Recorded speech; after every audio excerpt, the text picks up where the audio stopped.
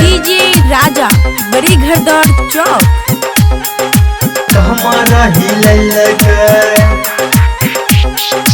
लागल डीजे वाला के गाती रे छौरी कहमर हिलैलकै लागल डीजे वाला के गाती रे छौरी कहमर हिलैलकै कमर हिलैलकै छौरी ढोरिया देखैलकै कमर हिलैलकै छौरी टंगरी देखैलकै छौरा सब पीटे लगलै छाती रे छौरी कमर हिलैलकै लागल डीजे वाला के गाती रे छौरी ढोरिया देखैलकै कमर हिलैलकै कमर हिलैलकै डीजे राजा बड़ी घरदार कमर हिलैलकै कमर हिलैलकै हाय डीजे राजा बड़ी घरदार चौक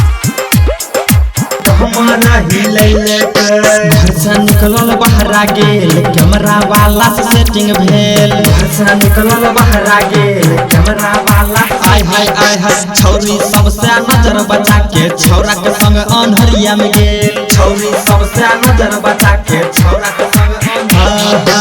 घर से निकलल बहरा गेल कैमरा वाला से सेटिंग भेल छौरी सबसे नजर बचा के छौरा के संग अन्हरिया में गेल लेला कई डेरेवरा छौरा चापी रे छौरी नजर मिलैलकै लागल डीजे वाला के गाती रे छौरी कमर हिलैलकै कमर हिलैलकै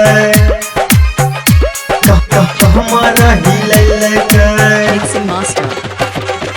डीजे राजा बड़ी घरदार चौक कमर हिलैलकै हाय डीजे राजा बड़ी घरदार चौक